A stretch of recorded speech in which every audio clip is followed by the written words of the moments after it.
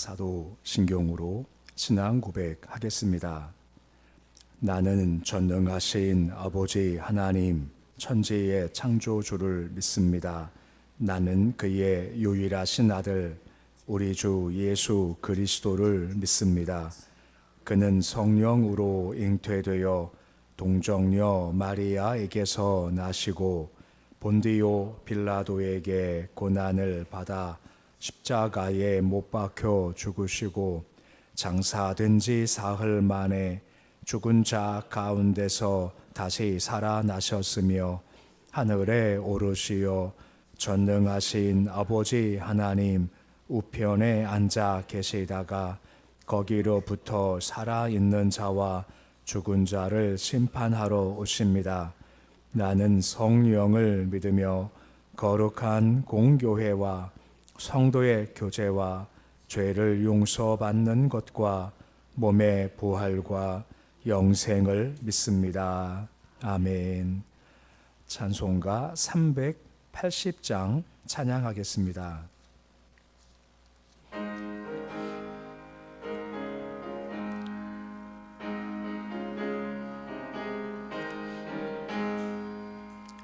나의 생명 되신 주 주님 앞에 나아갑니다. 주의 흘린 보혈로 정케하사 받아주소서. 날마다 주를 찬송하겠네. 주의 사랑 줄로서 나를 굳게 잡아 매소서. 괴로운 세상 지낼 때 나를 인도하여 주소서. 주를 믿고 나가면 나의 길을 잃지 않겠네. 날마다 주를 찬송하겠네. 주의 사랑 줄로서 나를 굳게 잡아 매소서. 세상 살아갈 때에 주를 더욱 사랑합니다. 밝고 빛난 천국에 나의 영혼 들어가겠네. 날마다 주를 찬송하겠네. 주의 사랑 줄로서 나를 굳게 잡아 매소서. 아멘.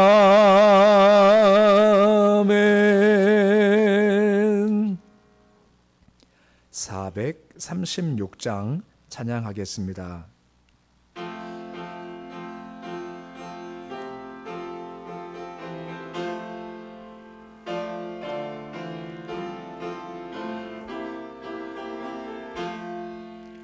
나 이제 주님의 새 생명 얻은 몸, 옛것은 지나고 새 사람이로다. 그 생명 내 맘에 강같이 흐르고 그 사랑 내게서 해같이 빛난다. 영생을 누리며 주 안에 살리라. 오늘도 내일도 주 함께 살리라. 주 안에 감추인 새 생명 얻으니 이전에 좋던 것 이제는 값없다. 하늘의 은혜와 평화를 맛보니 찬송과 기도로 주 함께 살리라. 영생을 누리며 주 안에 살리라. 오늘도 내일도 주 함께 살리라. 산천도 조목도 새 것이 되었고 죄인도 원수도 친구로 변한다. 새 생명 얻은 자 영생을 누리니 주님을 모신 맘 새 하늘이로다. 영생을 누리며 주 안에 살리라. 오늘도 내일도 주 함께 살리라. 주 따라가는 길 험하고 멀어도 찬송을 부르며 뒤따라가리라. 내 주를 모시고 영원히 살리라. 날마다 섬기며 주 함께 살리라. 영생을 누리며 주 안에 살리라. 오늘도 내일도 주 함께 살리라. 오늘 말씀은 에스겔서 7장 22절에서 27절까지의 말씀입니다. 에스겔서 7장 22절에서 27절까지의 말씀입니다. 에스겔서 7장 22절에서 27절까지의 말씀 우리 함께 봉독하겠습니다. 내가 또 내 얼굴을 그들에게서 돌이키리니 그들이 내 은밀한 처소를 더럽히고 포악한 자도 거기 들어와서 더럽히리라. 너는 쇠사슬을 만들라. 이는 피 흘리는 죄가 그 땅에 가득하고 포악이 그 성읍에 찼음이라. 내가 극히 악한 이방인들을 데려와서 그들이 그 집들을 점령하게 하고 강한 자의 교만을 그치게 하리니 그들의 성소가 더럽힘을 당하리라. 패망이 이르니 그들이 평강을 구하여도 없을 것이라. 환난에 환난이 더하고 소문에 소문이 더할 때에 선지자에게서 묵시를 구하나 헛될 것이며 제상에게는 율법이 없어질 것이요 장로에게는 책략이 없어질 것이며 왕은 애통하고 국왕은 떨람을 옷 입듯 하며 주민의 손은 떨리리라. 내가 그 행위대로 그들에게 갚고 그 죄악대로 그들을 심판하리니 내가 여호와인 줄을 그들이 알리라. 아멘. 어제 우리가 말씀을 보았지만 지혜가 하나님을 경외한다라고 우리가 나눴습니다. 경외란 말은 다른 말로 말하면 하나님을 한편 두려워할 줄 알고 그분의 능력과 권세를 인정하는 자세라고 했죠. 그 지혜는 우리와 하나님과의 그 질적 차이를 우리가 인정하고 그 앞에 무릎 꿇음이 지혜라고 하는 겁니다. 이게 무너지기 시작하면 그때부터 삶이 타락하기 시작하는 거죠. 그것이 바로 교만이라는 겁니다. 교만은 착각이라고 말씀을 드렸죠. 주가 주시는 건데 내가 했어 라고 착각하는 겁니다. 주를 잊어버리고 교만해지고 내가 했어 라고 착각하면 그때부터는 우리 마음이 욕심으로 흘러가고 욕심의 끝이 바로 우상 숭배라고 말씀을 드렸습니다. 근데 문제가 뭐냐? 위기가 찾아오지만 내가 품어왔던 것들, 내가 얻었던 것들이 힘이 없어서 마치 어려울 때 은과 금을 오물처럼 버린다라고 했습니다. 지금은 너무 귀해, 애지중지했지만 진짜 위기가 오면 아무 소용이 없다는 겁니다. 오직 한 분, 오직 예수께서만이 우리의 삶의 희망과 소망과 위기 때 도울 자가 되신다라고 하는 겁니다. 이게 우리가 어저께 나눈 말씀이죠. 오늘 말씀은 계속해서 그들이 교만하고 타락한 결과가 뭔지를 계속 설명해 주고 있으시는 겁니다. 본문 22절의 말씀이죠. 우리 22절인데 말씀 같이 함께 읽어 보시겠습니다. 내가 또 내 얼굴을 그들에게서 돌이키리니 그들이 내 은밀한 처소를 더럽히고 포악한 자도 거기 들어와서 더럽히리라 라고 말씀해 주고 있습니다. 얼굴을 내가 돌이키겠다라고 한 것입니다. 하나님의 얼굴이라는 것은 하나님의 거룩하신 품성과 의지를 상징하는 것입니다. 얼굴을 비추실 때, 얼굴을 보이실 때 거기 안에 은혜가 있고 회복의 기쁨이 허락된다라고 한 것이고 반대가 뭐겠습니까? 얼굴을 돌이키신다라고 하는 겁니다. 얼굴을 숨기실 때 예정된 관심, 보호 등을 다 이렇게 처리하시겠다 말씀하시는 거죠. 얼굴을 비추신다 할 때 가장 중요한 표현 중 한 가지가 아론의 대제사장의 축복문이지 않습니까? 민수기 6장 24절로 26절까지 말씀 보시면 다음과 같이 복을 빌어라, 축복하라는 말씀 우리가 익히 아는 말씀이지요. 우리 민수기 6장 24절로 26절까지의 말씀인데 우리 말씀 같이 함께 읽어 보시겠습니다. 여호와는 내게 복을 주시고 너를 지키시기를 원하며 여호와는 그의 얼굴을 내게 비추사 은혜 베푸시기를 원하며 여호와는 그 얼굴을 내게로 향하여 대사 평강 주시기를 원하노라 할지니라 하라라고 하죠. 아론한테 이렇게 복을 빌어라, 너희도 이렇게 복을 사모하라 말씀하시는 겁니다. 전부 다 얼굴을 비추사, 얼굴 향을 드사라고 말씀하고 있는 겁니다. 얼굴을 비출 때 그 안에 복도 있고 지키심도 있고 은혜가 있고 평강이 주어진다라고 한 것입니다. 근데 오늘 말씀 얼굴을 내가 돌이키겠다라고 말씀하시는 것은 그 속에 있는 복과 지키심과 은혜와 평강을 내가 거둘 거다라고 말씀하시죠. 그 결과가 무엇입니까? 은밀한 처소를 그들이 더럽힐 거다라고 말씀을 해주고 있습니다. 은밀한 처소가 뭐겠습니까? 하나님의 성전입니다. 성전, 은밀한 곳, 거룩한 곳이죠. 이것이 함락될 거고 바벨론 군대에 의해서 여기가 참혹하게 파괴될 거고 그 성물들이 있지 않습니까? 성물들을 다 빼앗길 거다라고 하는 거죠. 나중에 다니엘 때 벨사살 왕이 한 것이 뭡니까? 그 성물들을 가져와서 술을 부어서 마시는 일들이 벌어지게 됐지 않습니까? 그렇게 더럽힘을 당할 거라는 겁니다. 그 이유가 무엇 때문입니까? 한 가지입니다. 바로 죄라고 하는 겁니다. 죄의 시작이 뭐라 했습니까? 교만한 겁니다. 내가 점점 교만해지고 주를 잊어버리면 착각 가운데 욕심으로 행하고 우상 숭배까지 갈 수밖에 없다라고 하는 거죠. 근데 문제는 우리의 삶이 주님과의 관계가 깨지기 시작하면 우리와의 관계가 함께 깨지기 시작한다라고 하는 겁니다. 종종 설명할 때 율법을 주신 목적, 물론 주님과 관계가 있겠지만 율법 정신 두 가지가 중요하다라고 자주 말씀을 드립니다. 한 가지는 배고픈 자가 없게 하라. 또 한 가지가 억울한 자가 없게 하라. 이 두 가지라고 한 거죠. 그 주님과의 관계가 온전하면 이 두 가지, 약한 자를 도와서 배고프지 않게 하고 공정해서 억울한 자가 없게 할 텐데 주님과 관계가 깨져버리고 마니까 인간관계 속에서 배고픈 자가 많고 억울한 자가 점점 많아진다라고 하는 겁니다. 이 두 가지가 함께 이어진다라고 말씀하고 있고 이제 그런 죄가 있다 보니 주님께서 그것을 그냥 두지 아니하시고 주께서 내가 너희를 죄악 가운데 다스릴 거다 말씀합니다.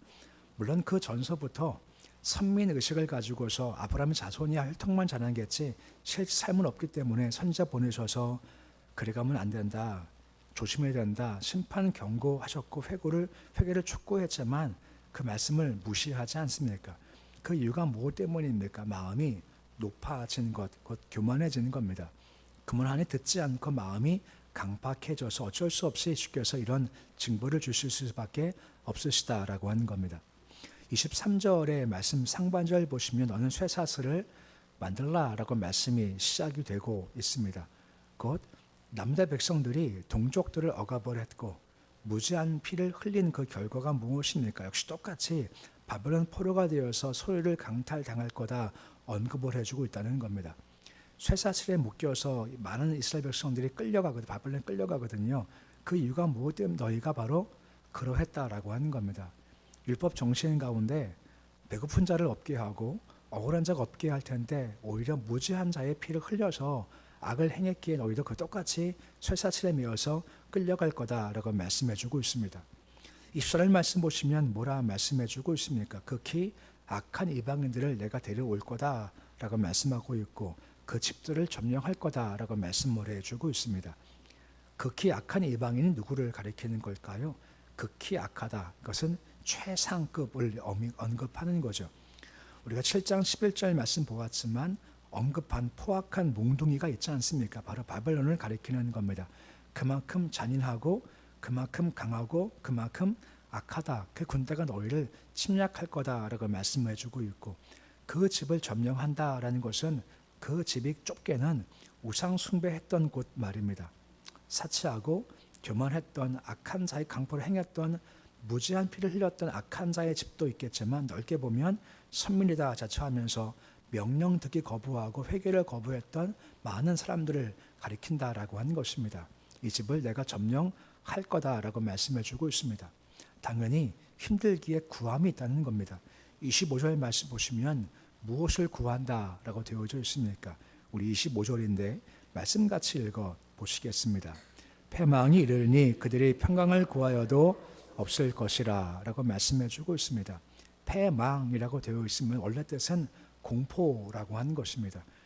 그러니까 남유다 백성들이 멸망당하고 백성이 막 죽임을 당할 때 너무나 공포스러운 겁니다. 너무나 무서운 겁니다. 그때 당연하게도 주님 평강을 주십시오. 평강 주십시오. 평강 하나님의 선물이지 않습니까? 평강 구하지만 평강을 구해도 없을 거다라고 말씀해 주고 있습니다.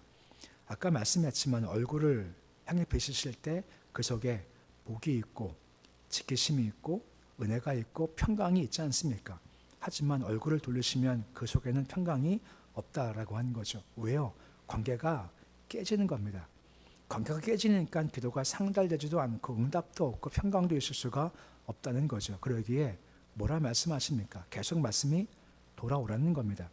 잘못 갔으니 돌아와. 돌아올 때 복과 지키심과 은혜와 평강이 주어진다라고 하는 겁니다. 이게 깨지니까 구해도 없다라고 하는 겁니다. 26절 말씀 보시면 계속 점점 더 악으로 가는 모습을 보이고 있는 겁니다. 26절에 보시면 어떻게 말씀이 이어지고 있나요? 26절 말씀인데 말씀같이 읽어 보시겠습니다. 환난에 환난이 더하고 소문에 소문이 더할 때에 선지자에게 묵시를 구하나 헛될 것이며 제사장에게는 율법이 없어질 것이요 장로에게는 책략이 없어질 것이며 라고 합니다. 환난이 왔지만 환난이 더해져요. 소문이 들렸습니다. 큰일 났다, 무너진다. 근데 거기에 소문이 더해진다라고 하는 겁니다. 곧 계속해서 그 마음 가운데 두려움이 있을 수밖에 없다라고 하는 겁니다. 그때 그들이 마지막 수단으로 선지자를 찾아간다는 겁니다. 묵시를 구한다는 거죠. 그 주의 뜻을 구한다는 겁니다. 근데 주의 뜻은 항상 동일했습니다. 그것이 무엇입니까? 돌아오고 항복해라. 그러면 산다. 계속 같은 말씀을 주셨죠. 근데 문제가 무엇입니까? 듣지 않는 겁니다. 그들 묵시를 구했지 않습니까? 무슨 말씀을 듣고 싶었을까요? 너희 앉아. 걱정하지 마. 승리해. 이 묵시를 구했지만 하지만 하나님 이미 뜻이 정해져 있었다라고 하는 겁니다. 그러기에 묵시를 구하지만 헛되다는 겁니다. 그 내가 듣고 싶은 말씀을 주시지 아니하시기 때문에 헛될 수밖에 없다라고 하는 거죠. 제사장한테는 율법이 없어진다라고 하는 거죠. 본래 제사장들이 율법을 가르쳐야 됐지만 계속 악을 행하다 보니 율법에 대한 알미 없어지고 만 겁니다. 백성을 이끌어가야 할 책략을 가져야 할 장로들도 어리석어져서 바른 판단을 할 수가 없게 되었다라고 하는 겁니다. 그런 말 쓰지 않습니까? 총체적 난국이라고 말입니다. 혼란이 임하죠. 소문이 막 오는 겁니다. 그런데 말씀도 없어요. 율법도 없어요. 지혜도 없고 세상적인 책략도 다 무너진 상태라고 하는 겁니다. 그 이유가 무엇입니까? 주께서 어리석게 만들어 버렸다라고 하는 겁니다. 사람이 잘못된 길을 가는 것 보면은 사람이 점점 어리석어지는 겁니다. 우리가 볼 땐 저거 잘못된 건데 하지만 뭐가 쉬웠다라고 하지 않습니까? 이상하게 자꾸만 잘못된 길을 가요. 설명해도 알아듣지 못하게 해서 그 길을 가요. 눈, 귀 다 막아버리고 어리석어질 수밖에 없는 거죠. 지금 그런 상태인 겁니다. 살 길은 뻔합니다. 이게 살 길이에요. 근데 그 길을 보지도 못하고 듣지도 못하고 자꾸만 반대로 간다라고 하는 거죠. 이것이 바로 그들의 모습인 겁니다. 27절 말씀 보십시오. 왕은 애통한답니다. 국왕은 놀람을 옷 입듯 한답니다. 주민 손은 떨린다라고 하는 것입니다. 다 두려워 떠는 것밖에 안 남았다라고 하는 거죠. 그 이유가 뭐겠습니까? 행위대로 내가 갚을 것이고 죄악대로 심판을 할 거다라고 말씀해 주고 있습니다. 행위가 있고 죄악이 있으니 내가 갚겠다라고 하는 거죠. 그 가장 마지막에 뭐 합니까? 내가 여호와인 줄을 그들이 알리라라고 하는 거죠. 달리 말하면 내가 여호와임을 알아야 한다라고 말씀을 해주고 있다는 겁니다. 주께서 이끄시면 거기에 복이 임하지만 얼굴 돌리시면 사망이 있을 수밖에 없다라고 하는 거죠. 오늘 말씀은 두 가지만 기억하면 좋겠습니다. 물론 하나지만 얼굴을 돌이키심, 얼굴을 비추심, 이게 큰 차이라고 한 거죠. 얼굴 비추실 때 무엇이 있다고요? 복이 있고 지키심이 있고 은혜가 있고 평강이 있습니다. 얼굴을 돌이키시면 복도 없고 지키심도 없고 은혜도 없고 평강도 없게 되죠. 대신 애통과 놀람과 떨림과 어리석음만 남게 되는 겁니다.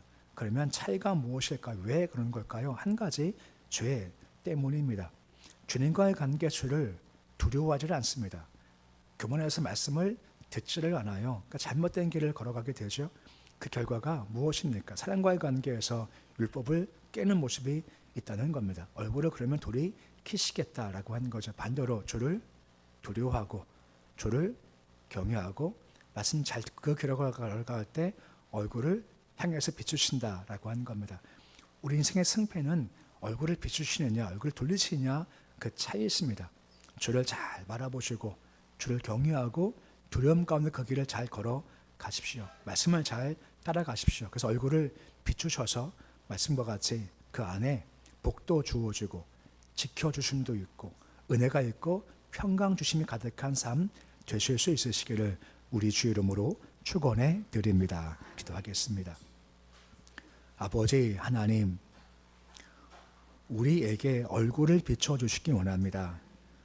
얼굴을 돌리시면 그때부터 애통과 놀람과 떨림과 두려움이 이어집니다. 하지만 얼굴을 비추시면 그 안엔 복이 있다 말씀하시고 지키심이 있고 은혜가 있고 평강이 임하게 됩니다. 도우셔서 우리가 주를 잘 경외하고 두려워할 줄 알고 예배가 자가 되어 무릎 꿇어 주를 잘 섬기고 주시는 말씀을 잘 들어서 그 말씀을 따라가 말씀을 행함으로 말미암아 주의 마음에 합한 자가 되어 얼굴을 향해서 비추시는 우리 은혜였도록 주님께서 도와주시옵소서. 분명 망한다 말씀하지만 그 속에 남은 자가 있지 않습니까? 악한 세대지만 분명히 남은 자는 있습니다. 그 남은 자 주를 바라보기에 주께서 얼굴을 비추셔서 그를 끄집어내시는 남은 자가 있습니다. 즉 우리가 그 남은 자가 되기 원합니다. 세상은 더 악해져 가고 있고 죄악이 많아지고 있지만 지금은 주님께서는 주를 전심으로 향한 자를 향해서 얼굴을 비추시고 그를 인정하시며 그를 인도해 가 주십니다. 우리 교회가 우리 모든 성도가 그 남은 자의 길을 잘 걸어가도록 주여 도와주시옵소서. 새벽 주심을 참 감사를 드립니다. 새벽에 우리가 주를 배울 때마다 하나님의 향기 허락하시는 은혜를 경험하기 소망하며 특별히 새벽 역사를 경험하기 소망합니다. 분명 새벽의 귀를 들으시고 홍해의 갈라짐과 예수의 부활이 있고 여러 성의 무너짐이 새벽에 있었습니다. 새벽에 역사하실 주를 기대합니다. 기도의 자리가 역사의 자리입니다. 능력의 자리입니다. 권세의 자리오니 새벽 기도해서 그 역사의 주인공이 될 수 있도록 주여 도와주시옵소서. 저 오늘 교회에서 안수집사, 권사, 선고가 있습니다. 기도해 왔습니다. 하나님께서 개입 간섭해 주시옵시고 아버지 어떠한 자본이나 인간적인 계획은 물리치시며 주의 뜻이 이루어지도록 주여 도와주시옵시고 선거 후 교회가 다 전들에 잘 서게 해주시고 이번 일로 상처 있거나 시험들지 않도록 주님 도와주시옵시고 허락하신 일꾼에 잘 서서 교회가 잘 서나갈 수 있도록 도와주시옵소서. 오늘 주일입니다. 오늘 주를 바라보는 하루가 시작되었는데 하루 온종일 주만 바라보는 하루가 되어지길 소망합니다. 우리 일과 세상 사이를 잠시 멈추게 해주시옵시고 하루 온종일 주님만 바라보고 예배하고 찬송하고 주를 경외하게 해 주시옵시고 한 주간 열심히 살았었을 때 세상에서 얻지 못했던 즐거움도 기쁨도 평강도 오늘 주를 예배하면서 하늘 허락하시는 평강, 기쁨, 능력 소유할 수 있도록 주님 도와주시옵시고 우리 마음 잘 지켜주셔서 하루도 원망 불평이 입술보다는 주를 찬송하고 주를 기뻐하고 감사하는 복된 일 줄 수 있도록 도와주옵소서.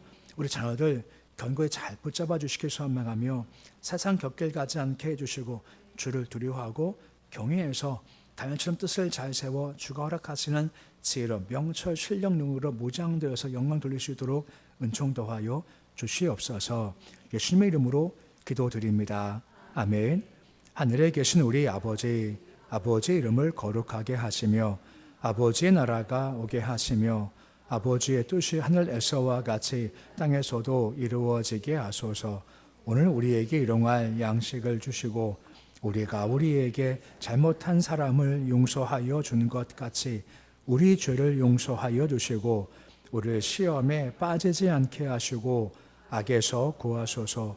나라와 권능과 영광이 영원히 아버지의 것입니다. 아멘.